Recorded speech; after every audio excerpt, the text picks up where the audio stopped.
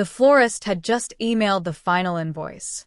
Pale calla lilies, ivory roses, and eucalyptus runners down the center of every table. I read it with a quiet smile, picturing how it would all look against the dark walnut beams of the vineyard barn we'd booked for the reception. My dress fittings were done. My maid of honor had arrived from Boston. My mother, surprisingly, had stopped questioning every decision. We were 3 months out. Ever been told you were too much, only to watch them shrink without you? Hit that subscribe button because what comes next? It's not revenge. It's evolution. And then that email arrived. Not from the florist. Not from the venue. From Michael.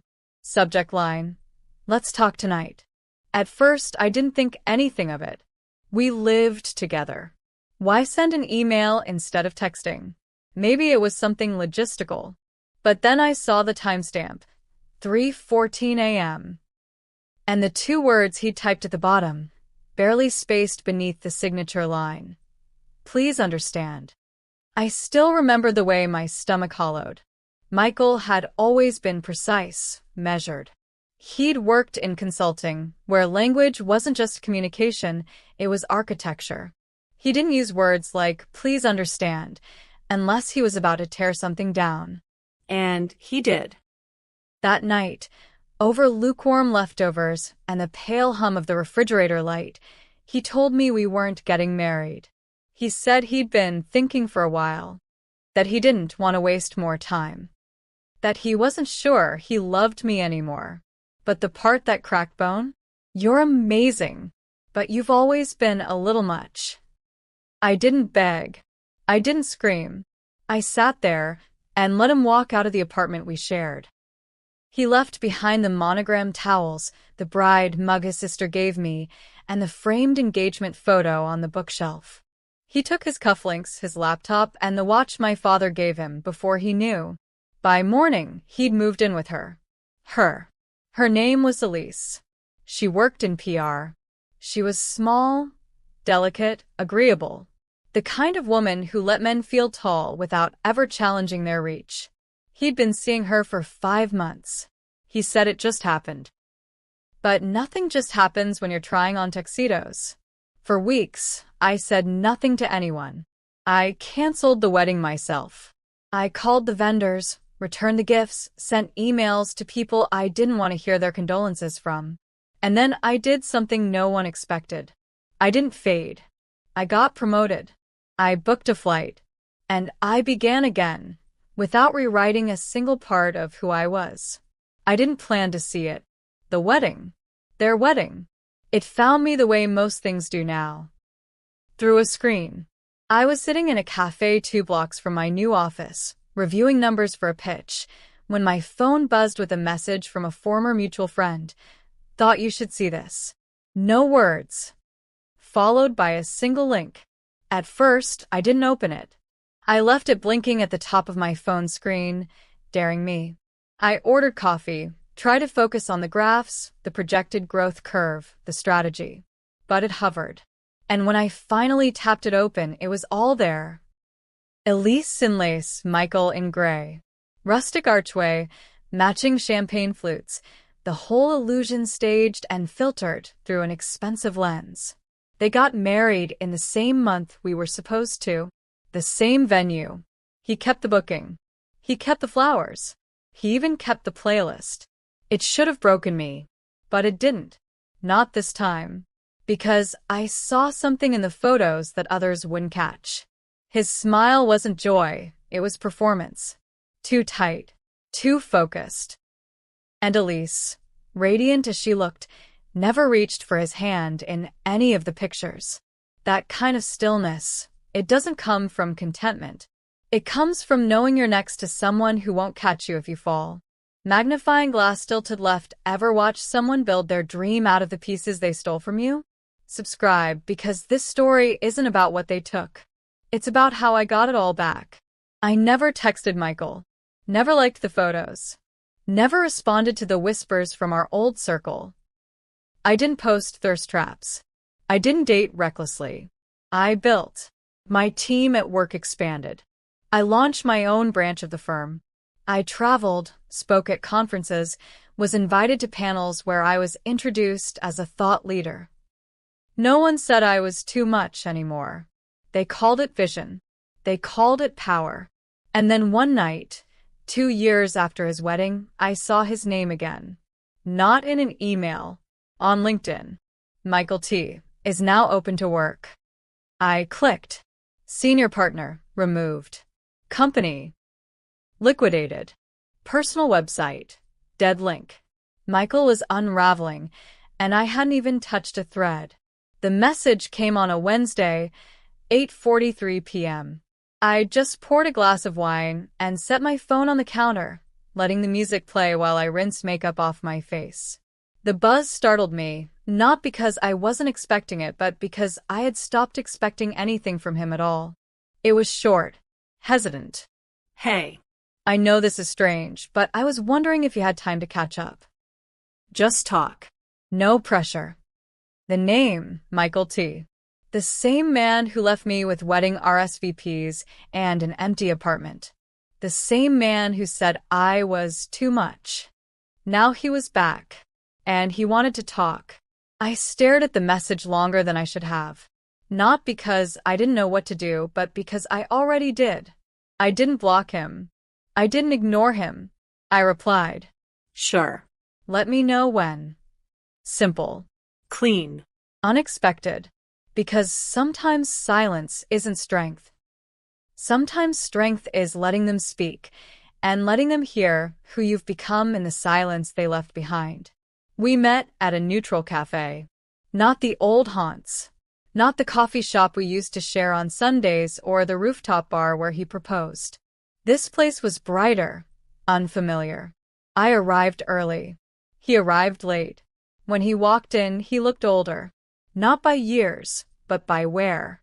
The way someone looks when life didn't go the way they wrote it.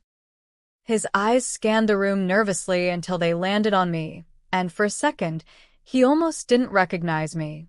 Wow, he said, you look strong. I smiled. I am. We talked. At first, it was surface level. Work. Cities. Weather. Then he started slipping.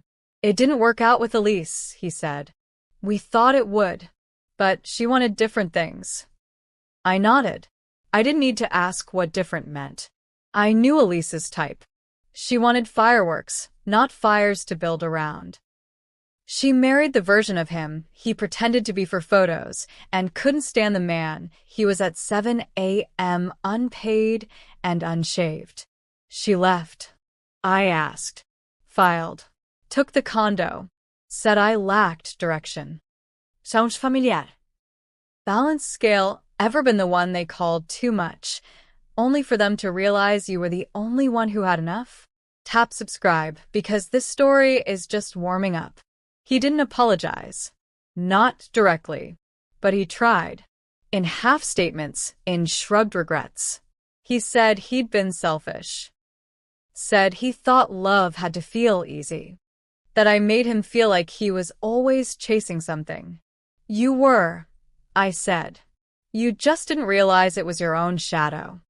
He asked to see me again. He wanted another chance. I told him I'd think about it. Then I stood up, placed my untouched latte down, and said the one thing I'd waited 3 years to say. Michael, I would have given you the world, but now I own mine. He thought it was a second chance. That was the irony. I sent the invitation 3 days after our cafe meeting. Simple text. Polite tone. A quiet little place uptown where the food was good and the wine was better. I told him to come as he was. I even told him I'd make the reservation in his name. What I didn't tell him was who else would be there, or why we were really meeting.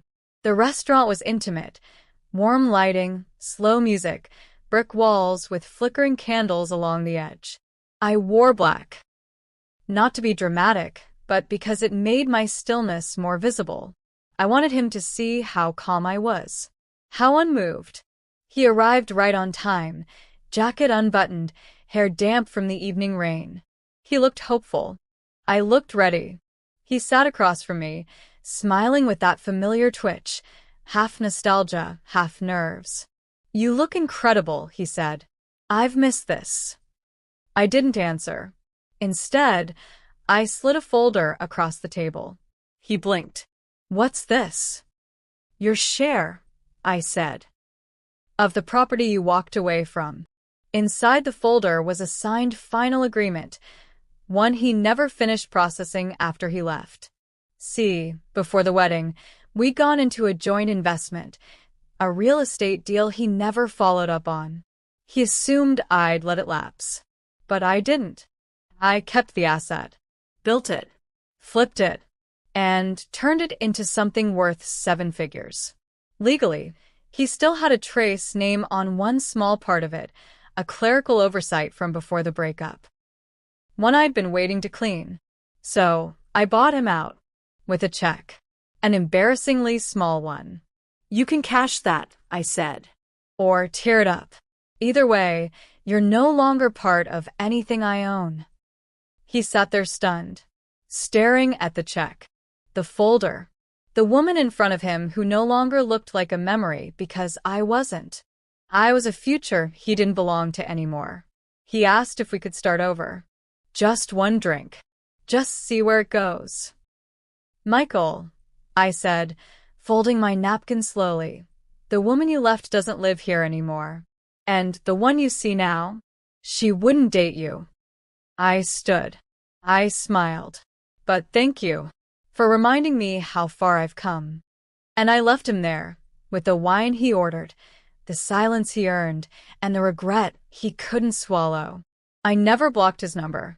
I didn't need to. Ghosting is for cowards, and cowards never got under my skin, not anymore. I wanted him to sit in that quiet space between his texts and my silence. I wanted him to wonder if I read them, if I smiled, if I still cared. Because the truth is, I did read them. And I didn't smile. I pitied him. A month after the dinner, he sent one last message. No emojis. No charm. Just a long, broken paragraph that reeked of desperation and what-ifs. "I think about you. About who you were. About who I was. I see you now, what you've built, and I wonder if I ever deserved you. Probably not. I just wish I hadn't taken so long to realize it." There was no reply from me. Not out of cruelty, but because no sentence could fix the fracture he made the day he chose a fantasy over a future. He didn't break my heart. He handed me the tools to shape a new one. The strange thing about closure is that it doesn't arrive like a final kiss or a dramatic confrontation. Sometimes, it's just a moment of stillness, when you see the past clearly, and it no longer begs for attention. That was my revenge. Not success. Not wealth. Not even my composure. It was irrelevance. He would go on to date again, I'm sure.